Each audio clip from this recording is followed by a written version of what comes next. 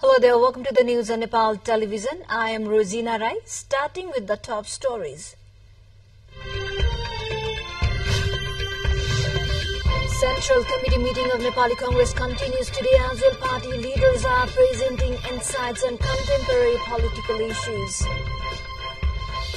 All 7 provinces' chief ministers are in effort to make consensus. A meeting continues to exert pressure for proper implementation of rights guaranteed in Constitution. Thousands of Palestinians flee central Gaza as Israel troops advance on refugee camps. Israeli ground offensive in Gaza becomes intense. And 10-man Lalitpur City FC advances to the final of Nepal Super League. Lalitpur and Dhangari will lock horns for NSL crown tomorrow.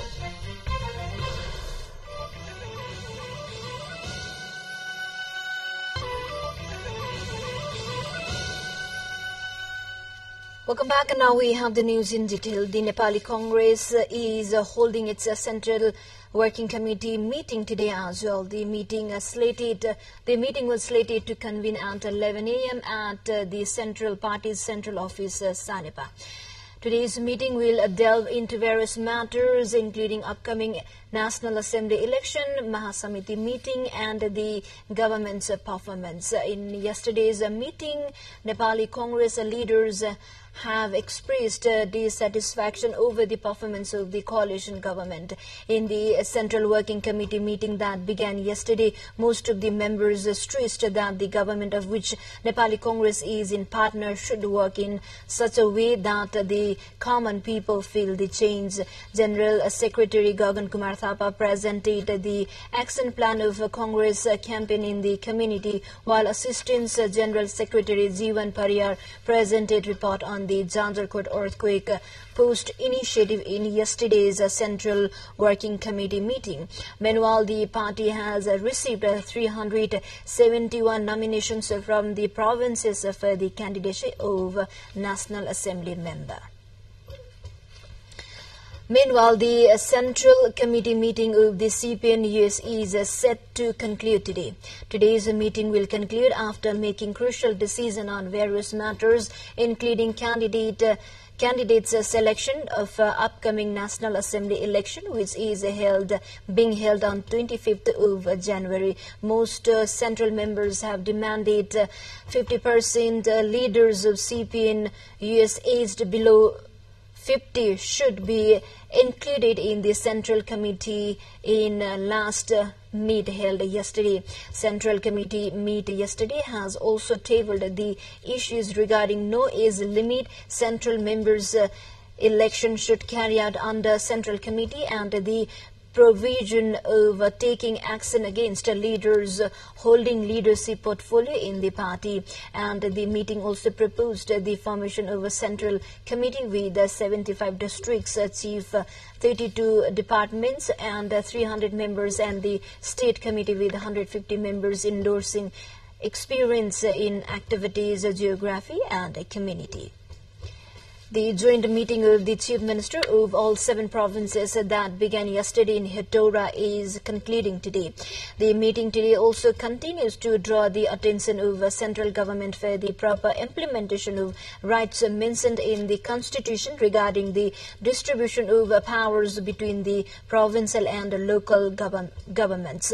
During the meeting yesterday, Chief Ministers and other province officials During the meeting today, Chief Ministers and other province officials are expected to hold discussions and make a joint insight on the decisions made during the All CMs meet took place in Pokhara from 30 June to 1st July.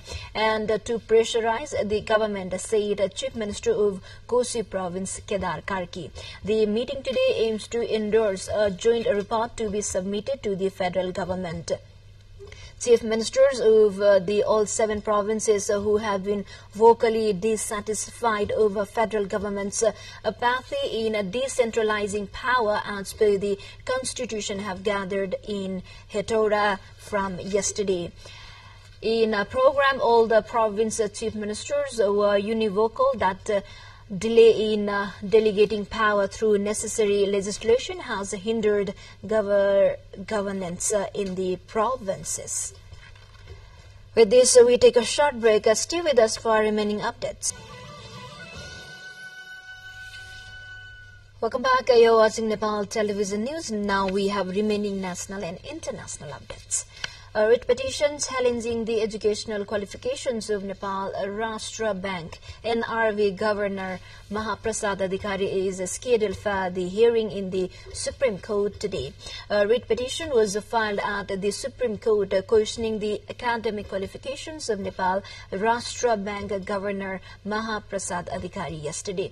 In the petition filed yesterday, it has been claimed that the academic qualifications of the Governor Adhikari is not sufficient to assume responsibility of the post. The government appointed Adhikari as the governor of the central bank on April 6, 2020. In the writ petition filed by advocates Deepak Raj Joshi, Pratap Singh Thakurathi, Damodar Timilsina and Churamani Bhandari, it has been claimed that the Adhikari has obtained the equivalence of a master's degree from TU, but the law stipulates that he must have passed the master's level and hence he is not qualified on the basis of equivalence. Now to further development, a person died on the spot and the next one was injured after a jeep fell some 200 meters down off the road last night at Maliban area of Gaumul Rural Municipality in Bajura district. The deceased is Devendranath, 38, of Khaptard Chere Dara Rural Municipality 6 in the district. Police Inspector Kishore Singh Airi said that the jeep heading to Sadhunga from Chatmuna fell off the road after the driver lost control over the vehicle. Police Inspector Airi shared that Madan Rukaya, who is working at the ticket counter of Jaya Malika bus service in the district, has sustained injury. Now to the international updates. About 150,000 Palestinians are being forced to flee areas of central Gaza, the UN has said, as Israeli forces advance on refugee camp there. Witnessed and Hamas's armed wing reported that tanks had reached the eastern outskirts of Bereiz camp. Israel's military recently expanded its ground offensive to target Bereiz and nearby Nuseirat and Maghazi camps. Israeli bombardment also killed dozens of people across the Gaza on Thursday, the Hamas-run health ministry has informed. The war was triggered by an unprecedented cross-border attack by Hamas gunmen on southern Israel on 7th of October. Time for a short break again. Stay with us for remaining international headliners.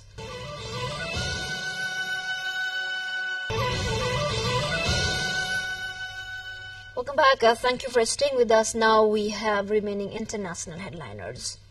Maine's top election officials has removed former President Donald Trump from the state's 2024 primary ballot in a shock decision based on the 14th Amendment's insurrection ban. Maine Secretary of the State, Sena Bellows, passed her decision pending a potential appeal in state court, which Trump's team said they intend to file. The decision makes Maine the second state to disqualify Trump from office after the Colorado Supreme Court handed down its own stunning ruling that removed from the ballot earlier this month. The development is the significant victory for Trump's critics, who says that they are trying to enforce a constitutional provision that was designed to protect the country from anti-democratic insurrectionists. Australia is bracing for an intense heat wave across its north and west during the New Year's holiday weekend, with temperatures forecast to touch more than 45 degrees Celsius, while severe thunderstorms were expected to hit the country's east. The heat wave follows a wild weather system that battered the country's east over the Christmas holiday, killing 10 people and knocking down power for tens of thousands. And after Cyclone Jasper earlier this morning caused widespread flooding and damage, Australia's December to February summer is under the influence of El Nino phenomenon, which usually brings above average daytime temperatures and can cause weather extremes ranging from wildfires to tropical cyclones and prolonged droughts. The intense heat wave has also prompted authorities to raise bushfire risk, with several regions under total fire bans in Australia. To the more updates, before that, let's have a quick look into the highlights of the side. Time for sports.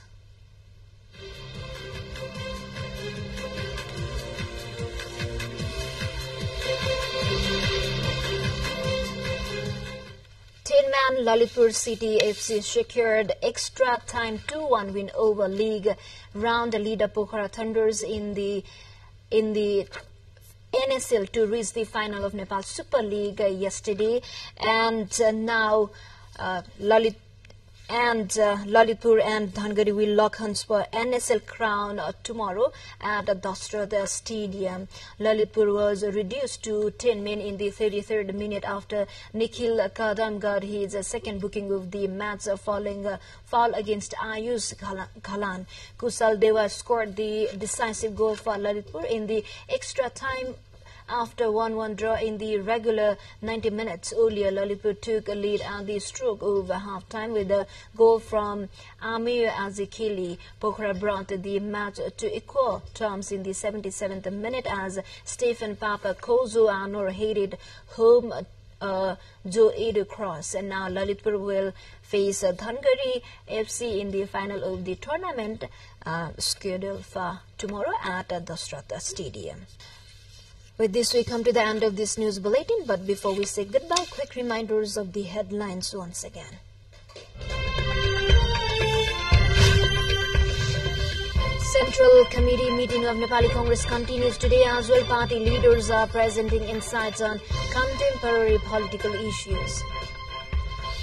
All 7 provinces' chief ministers are in effort to make a joint consensus. Meeting continues to exert pressure for proper implementation of rights guaranteed in Constitution. Thousands of Palestinians flee central Gaza as Israel troops advance on refugee camps. Israeli ground offensive in Gaza becomes intense. And 10-man Lalitpur City FC advances to the final of Nepal Super League. Lalitpur and Dhangari will lock horns for NSL crown tomorrow. Well, this is all we have for this moment. Stay with us. Have a good day ahead. Namaste.